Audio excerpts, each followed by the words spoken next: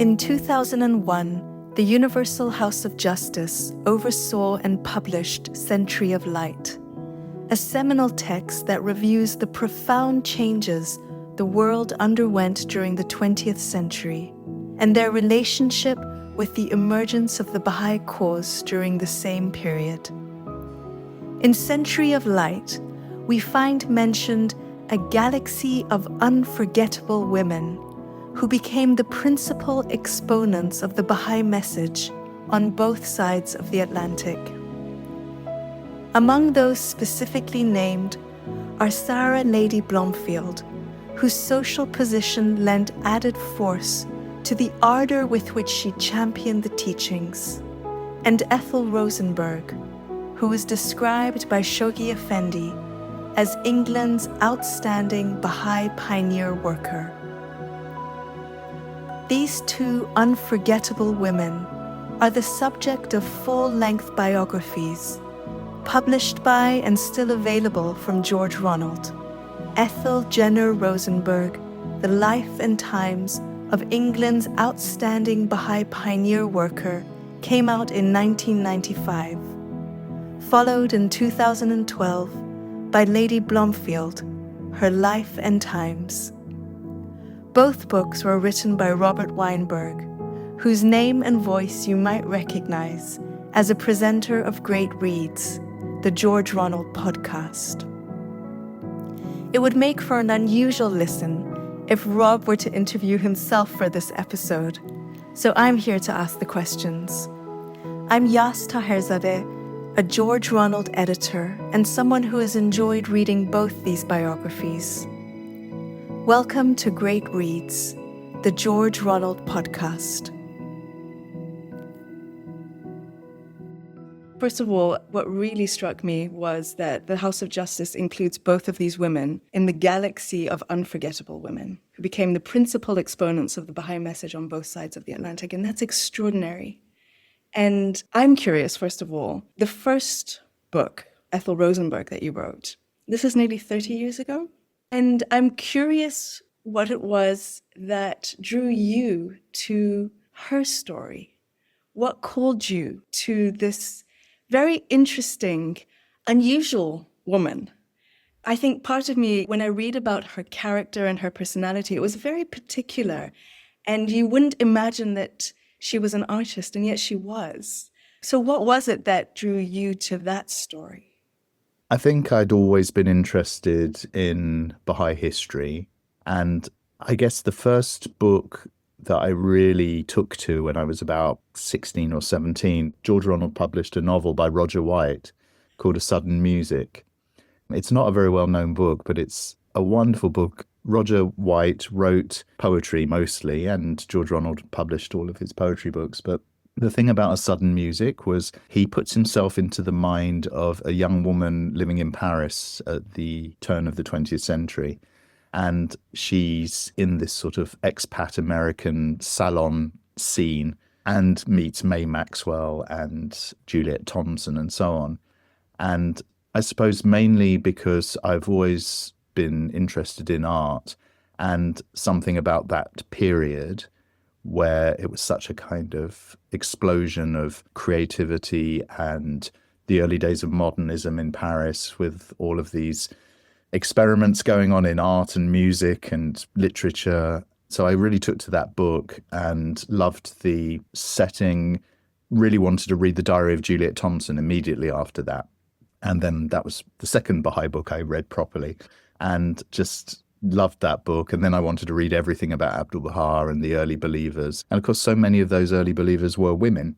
It was an interesting phenomenon that the majority, we could say, of early believers in Paris and in Britain and the United States were women of a certain social class, perhaps, because they had the financial means to be able to spend their time doing philanthropic things and getting involved in movements like spiritualism and campaigning for the vote. So that period just really fascinated me. You touch on this quite a bit, about this sort of heightened spiritual susceptibility in women at the turn of the century. And you're right, absolutely. So many of those Western women who we know about particularly during Abdu'l-Bahá's travels, these individuals were these women of a certain class. What do you think it was that was allowing for this particular receptivity in this group? I think one of the big developments in the 19th century was the fact that the church was under siege, because it was the publication of Darwin's On the Origin of Species, which challenged the conventional Bible version of creation and of the evolution of humanity. So the church was struggling with this problem of how do you reconcile these stories that people had lived by for hundreds of years. And at the same time, there was the movement of women arising and feeling that they had a right and they had agency in their own spirituality. But the church, again, was limited in the fact that you had male priests. So there was some kind of intermediary, the middleman, literally, between you and God, who gave the sermons and conducted the services, and almost became a barrier between women's spirituality and their own relationship with the Creator. So there was this sort of big social change, really, women going into education as well. And then certainly in the West, and particularly in Britain, because of the empire, people becoming aware of other cultures and other traditions. So you have the Great Exhibition in London, for example. People were becoming very aware of the religions of India, Hinduism, and then Buddhism, and African culture was on display, if you like, the spoils of the empire.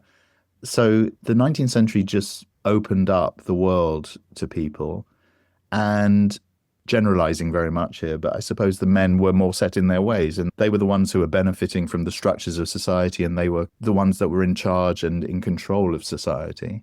And the other thing that's interesting about these Baha'i women is they weren't necessarily in marriages. They were either widowed, or they were never married, or they were of independent means.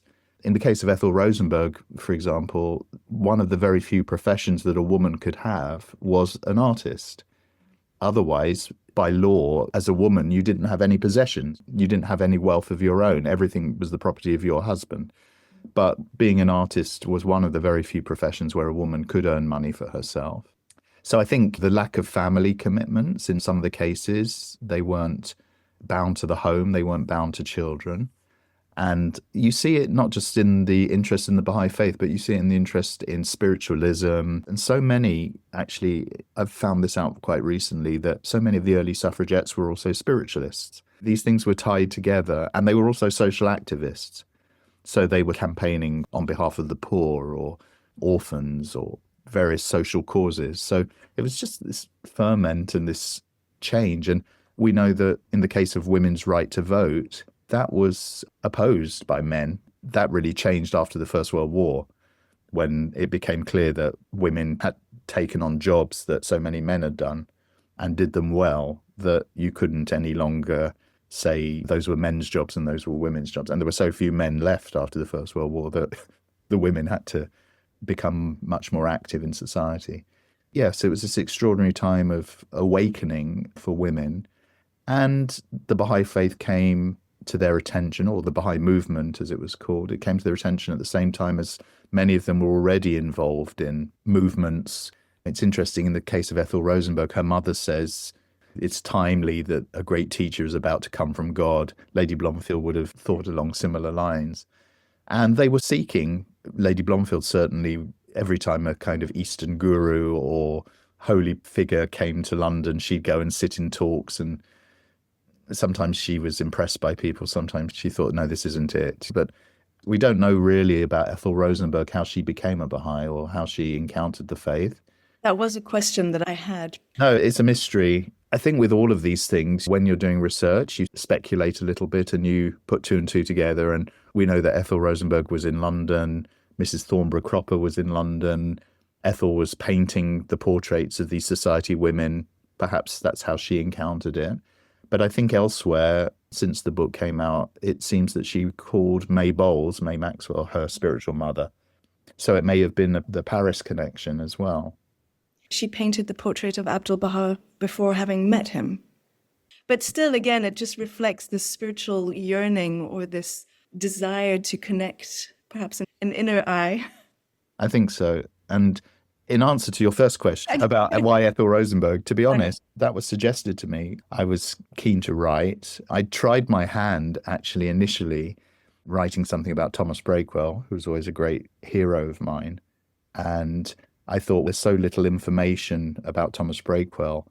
I will try and do what Roger White did in A Sudden Music, and I'll write it in the first person. I'll put myself in the mind of Thomas Breakwell, and I will write letters to my brother.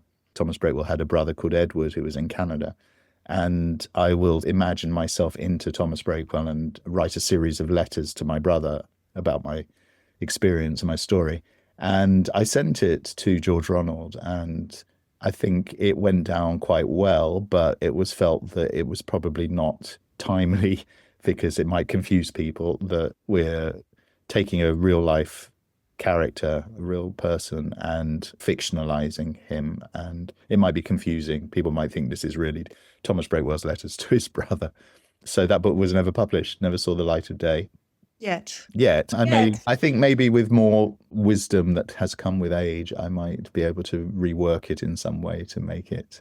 That would be extraordinary. That would be something quite unique and worth exploring. I'm just throwing that in there. I'll add it to my list. Yeah. So yes, and then Wendy Moman at George Ronald said to me, we would like to put together a series of books or a number of publications which cover the lives and celebrate Western Baha'i women. And it was a time, there were a few books, I think, available at the time about American Baha'i women like Martha Root and Dorothy Baker, but there was nothing about the early British women. And I remember very clearly, this is pre-internet. This was sort of 1990. I remember going to the public library and pulling a book off the shelf of Victorian women artists. And I found Ethel Rosenberg in there. And I thought, oh, that's interesting. And then I found reference to her father and her grandfather and her great-grandfather and so on. And it's just this extraordinary family of artists from Bath. And it went on from there. And I was very lucky at the time. I was working shifts in a local radio station, and I was doing an early shift. So I was going to work at 5 a.m, but I was home by about 1:30. And of course, I needed to be in bed by the time everyone else was busy in the evening. So I didn't see anyone. But I had every afternoon free for about 2-3 years where I was able to get that book done. Of course, there's probably a lot more information now available about her that I could find on ancestry.com and other places that wasn't available at the time. I'm so grateful that you did this research on her, because even reading the book, she comes across as a very, I don't know if it's the right word to use, but almost quiet person, unassuming. She's not out there, she's not visible. And so you almost would dismiss her, you almost wouldn't notice her. She's very hidden. And yet when I was reading the book, I was really struck by how central she was to the development of the faith in the early days of the British Isles, and how instrumental she was in the development of the embryonic administrative systems of our faith. But you wouldn't have known it almost, because she was present in so many spaces where Abdu'l-Baha was, but she wasn't visible, at least not to me. And even reading the book, it felt I knew so much more about Lady Blomfield than I knew about Ethel Rosenberg. And they were contemporaries of one another. I was reading how Abdu'l-Baha actually instructed Ethel Rosenberg to value her friendship with Lady Blomfield. And they were very different from what I can see. Their personalities were very different. Their characters were very different. I think they were connected in their deep love for Abdu'l-Baha and for the faith. But I would imagine, this is me, imagine that they would have clashed quite a bit. But they also worked shoulder to shoulder in carrying out what Abdu'l-Baha had instructed them to do. Yes, I think when you even look at the pictures of them, Lady Blomfield is all big hats and scarves and bohemian kind of character, dramatic. Dramatic, that's the word. And Ethel, we get the impression she's quite small, little round glasses. Yes, I get the feeling of her being quite fussy, doing things by the book. And there's a lovely story I remember now where Abdu'l-Baha's talking to Dr. Florian Krug, and Abdu'l-Baha says to him, "We must love everybody." And Dr. Krug says, everybody, Abdu'l-Baha? And Abdu'l-Baha says, yes, everybody. And then he points at Dr. Krug and says, but you stay away from Miss Rosenberg. That's so funny. They were personalities. They were different to one another. And yet they were connected by their love for Abdu'l-Baha. I think also they stayed the course because so many of the early believers, as I said, we didn't refer to it as the Baha'i faith. It was referred to as the Baha'i movement. And Abdu'l-Baha treated them all like very small children. And I don't mean patronizingly, but they were very young in the faith. So he didn't insist on a lot of laws and rules. And he encouraged people to continue going to church and follow their own ways. Then this transition had to occur where the Baha'i movement, after the passing of Abdu'l-Baha, had to become a distinctive world religion. Shoghi Effendi's job over 36 years was to move it from a group of devotees of Abdu'l-Baha who were into all sorts of other kinds of movements to something which laid the foundation for the Baha'i faith in the world today. And some of those people didn't stay the course. And we know of early devotees of Abdu'l-Baha who weren't keen on the idea of becoming administrative or having registration cards or voting for assemblies and so on. And Shoghi Effendi had to write the dispensation of Baha'u'llah in order to clarify who exactly was Baha'u'llah, who was Abdu'l-Baha, what is the administrative order, and to show the friends that actually all of this is ordained in the revelation itself. It wasn't something that he'd imposed because he wanted to. What you're saying is it's something quite significant that both of these women stayed the course during this really fundamental change from the ministry of Abdu'l-Baha to that of Shoghi Effendi. And their obedience, their devotion, you see it through this. And that's really powerful. I think they also had both known Shoghi Effendi as a child. There's a pilgrim group and young Shoghi Effendi's a little boy is sitting on the knee. Ethel Rosenberg's in that photograph. So they were aware of him. And of course, Lady Blomfield was asked to be like a mother to him when he was in Oxford. So they already had that relationship with him.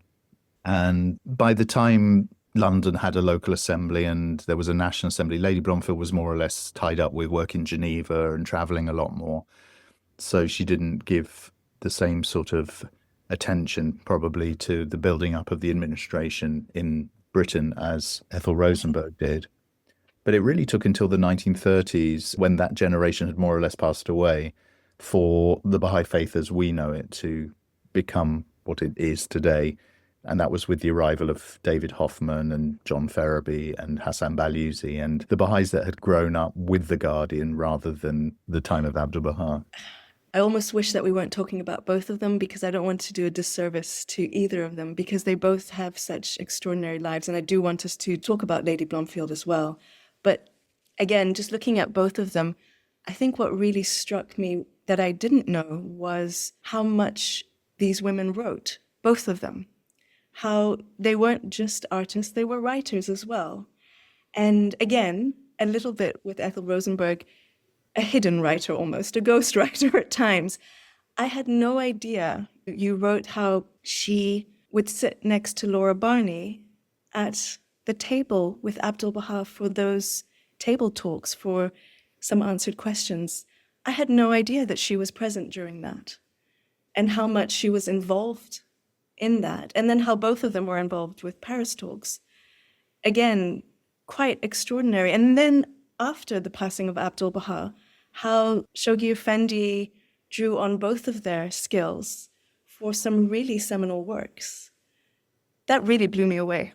Even today, if you look at the front page of the Hidden Words, it says translated by Shoghi Effendi with the help of some English friends. Ethel Rosenberg was one of them. Abdu'l-Baha really encouraged people when they had discovered the faith to write about it. So there's a lot of pamphlets of early believers, and Ethel Rosenberg wrote a little booklet called A Brief Account of the Baha'i Movement.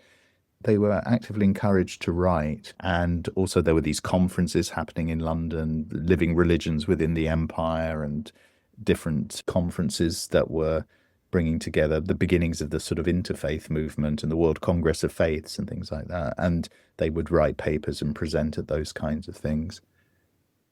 So Shoghi Effendi was a very collaborative worker. It's very interesting. He was on his own, but he always seems to have called upon people to help with his English, especially. It was masterful English, but he would share chapters of the Dawnbreakers or have the translation of the Kitab-i-Iqan and get their response on these things to see if the English was good. And I think if you compare his translations with some of the original translations, you realize how good his are, because some of the early translations really make very little sense. I've always known the role of Townsend Esselmont in this, but never of these women. And that really, for me, was very striking. And also they kept diaries. I think one of the wonderful things about these people in those times is because now we just fire off WhatsApp messages to each other and email and text messages. But at the end of every day, you would sit down and write your diary or write a letter to your daughter. And that's such a rich seam of material for all of these things. I'll tell you, one of the things that was most memorable about doing Ethel Rosenberg was, I think in the Baha'i World obituary for her, it said that she was present in Haifa for the passing of Abdu'l-Baha. I'd had that chapter written, and basically I'd described the passing of Abdu'l-Baha and thought how must it have been for Ethel to be there and all the rest of it. And then very late in the day, I found this diary of her train journey from Port Said in Egypt through to Haifa. And she didn't know. She wasn't there. She was on her way there. And she found out on the train. And it's the only place where you get a sense of her being touched in a very emotional way. Yeah. I was touched in a very emotional way. It was deeply moving, and it was heartbreaking to be able to observe the emotions that she went through. And really, you do feel it, and you see another side of her. And that's what's really beautiful. And perhaps connecting us there, she arrived shortly after. Lady Blomfield arrived a little bit later. And again, how incredible that these two women were there again when such a shift was taking place within the faith. Mm-hmm. And then, of course, the role that they continued to play. But they were both present at a very particular time to witness.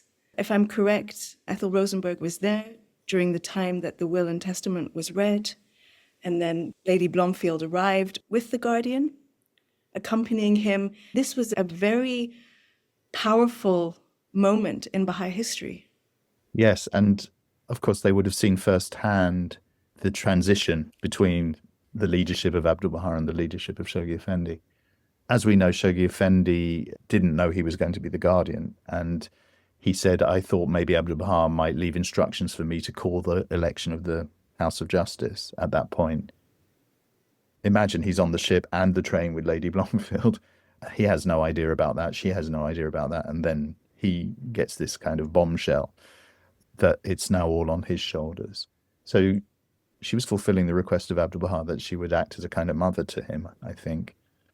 And then he decided to call a gathering of some of the most prominent believers from all over the world to come and discuss the future of the cause. And Lady Blomfield and Ethel Rosenberg were part of those gatherings. It became clear that there was no way you could elect the House of Justice. There were no national spiritual assemblies in the world to elect them. And the first step was to go back and instruct them to call the election of the National Assembly of the British Isles. That was the first one alongside India and Burma and Germany and Austria in 1923. And they had a key role in that, and both became members as well. What also I found particularly significant about both of these women, and I mean, we see it perhaps more in what Lady Blomfield has written, is that although they were really key in the external happenings of the faith, the growth of the faith, the development of the faith, the administrative order, because they were women, when they spent time in the Holy Land, and they both spent significant time in the Holy Land, they had access to the Holy Family and to the women in the Holy Family. And they were part of both worlds. And that was very unique at that time. So as Western women, of course, they were privy to everything that the Western men had access to, those conversations with Abdu'l-Baha and then later with the Guardian. But they also were able to be part of this very sort of intimate space of the Holy Family because they were women. And we have these incredible portraits that Lady Blomfield has penned because she had access to those spaces. And really, I think without her, we wouldn't have this sort of opening of the curtain to a very private space. Yes, she spent long periods of time sitting with the Greatest Holy Leaf and Munir Khanum and Abdul Baha's daughters and hearing stories from them and writing them down. That's the other thing. She documented everything. That became the basis of The Chosen Highway. Like you say, we have this very nice window into the world and the experience of the women. Obviously, the Greatest Holy Leaf had been through all the travails and turmoil of the banishments and the exiles and the imprisonments and so on. So we hear that from her point of view, but we also hear how touching her love and devotion to Baha'u'llah himself and Abdul Baha and what they went through.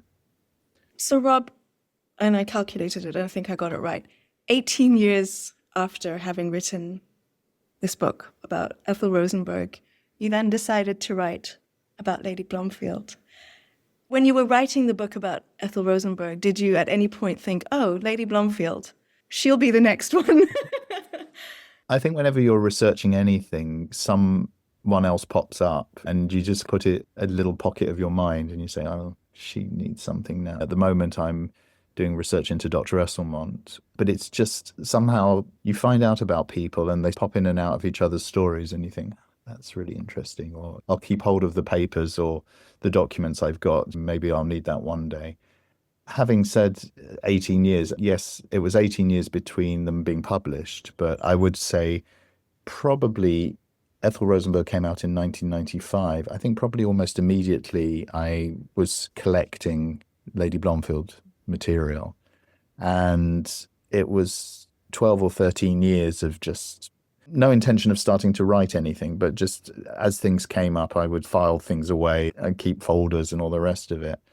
And yes, Lady Blomfield was a big effort because there was so much stuff. We have a lot of stuff in the National Baha'i Archives in the UK. There's stuff at the World Centre Archives. There's stuff in the United States. There were a few people still alive that remembered her. So I spent time with David Hoffman asking about her.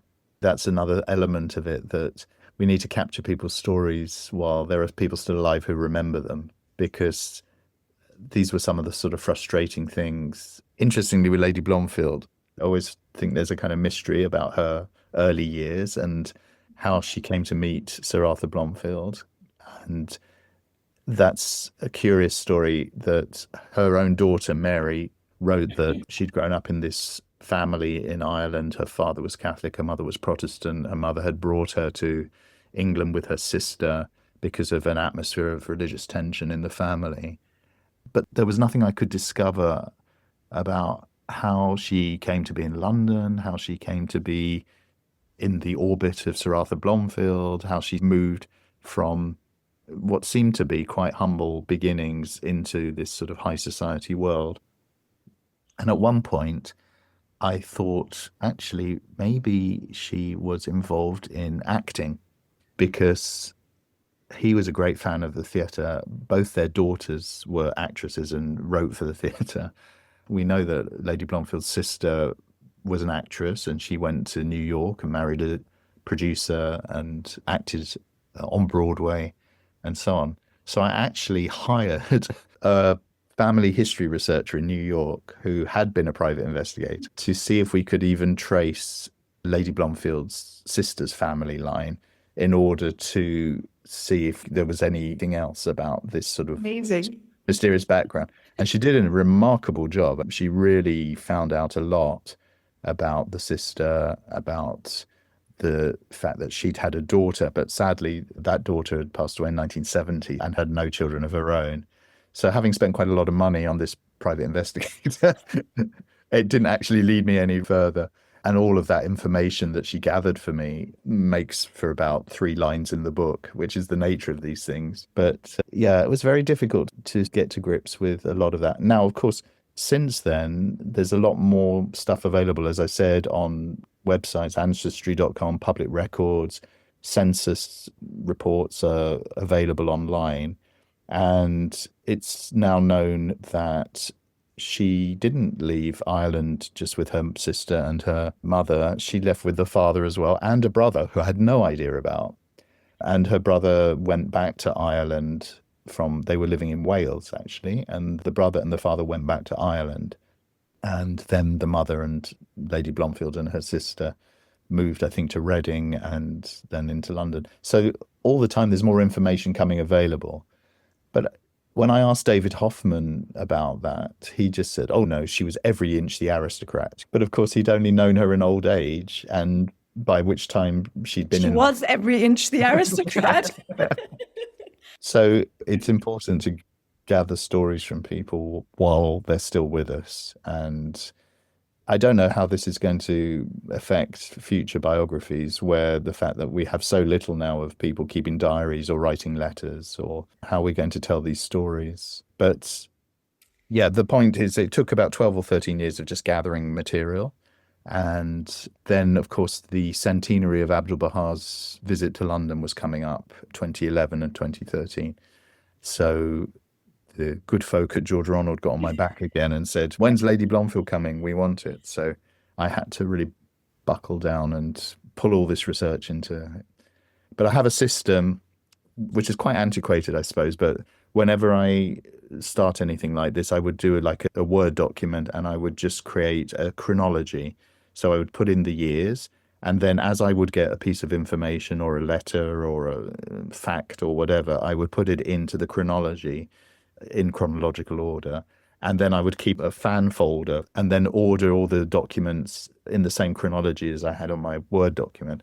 So when it came to write, it wasn't too difficult, because what you do is you can just grab that stash of material out of the folder and say, okay, this chapter is about this episode, and here's all the information together, and then I can write it. So I think with all of these things, it's not the writing that takes the most time, it's the research. Let's just talk a little bit more about Lady Blomfield, because also her life is so rich, is so full. When I was reading her biography, it felt like she had lived multiple lives. And really, when you see after the passing of her husband, she outlived him. He was much older, but she really outlived him by many years. And she had a whole life again during that time. What are some of the key or core qualities about her that you can touch on? Because she was very unique. She had a very unique position in society. She had what I would imagine was quite a lot of freedom for a woman at that time to make her own choices, to do what she wanted to do. And you see that again in the way that her daughters lived their lives. I love the story of Abdu'l-Bahá receiving news about Lady Blomfield's daughter going in front of the king and petitioning on behalf of the suffragettes. And I love his response.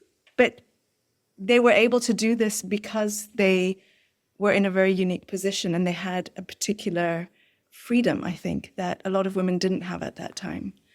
I'm touching on things that really struck me because those are things that speak to me, but were there specific things that you can expand on or talk about? Mary, her daughter, says that Lady Blomfield keenly felt the suffering of others. Though she had grown up in this atmosphere of religious intolerance, she'd witnessed the whole issue of home rule for Ireland. She sympathized with animal rights activists. She had friends who were anti-vivisectionists. She saw the suffering after the First World War and became very involved with the Save the Children and so on. So I think you're right that partly her husband's wealth that she inherited and the fact that she was much younger than him gave her the freedom of time and also movement that she could afford to not have to work in order to support herself. I think she was left the equivalent of a couple of £1 million in today's money when her husband died, which was plenty to live off for the rest of her life. But what it did was it enabled her to pursue her humanitarian causes. And there's a reference to the fact that she had this house out in Broadway in Worcestershire, and she would hide suffragettes in the cottage away from the local policeman. Yeah, she was daring as well. She was quite fearless. She Yeah. was fearless and bold and Yeah. fierce and outspoken. Yes, and she wouldn't stand up in the church when the creed was read because she didn't fundamentally agree with the fact that people were damned for all time. And yeah, she was a motherly figure. She was a courageous figure. She was passionate, I think, enthusiastic, and felt things deeply and cared deeply. Yes, she was very key in the formation of Save the Children, and that's huge as well. Yes, she was in Geneva after the First World War. It's the beginnings, in a sense, of the Baha'i international community as we know it today. The League of Nations was formed. Lady Blomfield had this opportunity to go and take up residence in a hotel, and she would go to all the meetings, and she'd meet all the international diplomats and humanitarian workers and activists, and she'd be promoting Baha'i principles with leaders of thought and people that were concerned about rebuilding the world after the First World War. And one of those people was Eglantine Jebb, who was the founder of the Save the Children. And quite uniquely, as a result of Lady Blomfield's relationship with Eglantine Jebb, Abdu'l-Baha sent a number of tablets about the Save the Children Fund, guiding its activity, which is recognized. There's a biography of Eglantine Jebb called The Woman Who Saved the Children, where it's mentioned that she'd received this guidance from Abdu'l-Baha. And although she herself didn't become a Baha'i, she was quite an ardent Christian, I think. She felt very blessed by it, very grateful for the advice that she received. It's just a truly uniquely rich and layered life that she led. We were just touching on a few things, but there's so much, and you've done an incredible amount of research, Rob, because there is just so much that both of these women did. I've always known about these women, much less about Ethel Rosenberg, but this really pushed me to read. And I'm so grateful because it has opened my understanding, not only of the faith during that time, but of these unique contributions that these women have made. I think with all of these things, you get to a point where you could go on forever in terms of researching more and trying to find out more. But I think at a certain point, you have to draw the line and just say, if this book's ever going to see the light of day, we have to just say, okay, there's enough there to warrant the book coming out. And hopefully future researchers and future writers won't have to go back and do all that groundwork again, because the book stands as a foundation for future researchers to base their starting point on. I spend most of my time producing history podcasts now, and I'm amazed at how history constantly changes, and almost every few months there's something new they discover about the Vikings or the Tudors or some famous person from history, which changes the way we understand that person. And of course, history is always also used at every stage to advance a particular theory or a particular set of values that the biographer themselves wants to get across. And often biography is more about the biographer than it is about the subject of the biography. How many different books are there about Churchill or Napoleon or whatever, or great women figures? And some of them are feminist readings and some of them are communist readings. And there's so many different versions. We look at history and we look at the past through the light of our own time as well, with the benefit of hindsight. And I think there will be dozens of books in the future about all of these people, looking at different aspects of their lives. And I think at this early stage, just say, we've done the groundwork for someone else to build on. Absolutely. And I think you have. You've laid a very solid foundation for future historians. And I think that's the beauty of history. It's living. It's not dead history. Even though it's the past, it continues to live. And it's exciting. It changes the way that we see the past. It changes the way that we see the present and the future. And it's very exciting. Ethel Jenner Rosenberg, the life and times of England's outstanding Baha'i pioneer worker, and Lady Blomfield, her life and times, both by Robert Weinberg, are available from grbooks.com or your National Baha'i Publishing Trust or distribution service. And we look forward to you joining us again next time here on Great Reads, the George Ronald Podcast.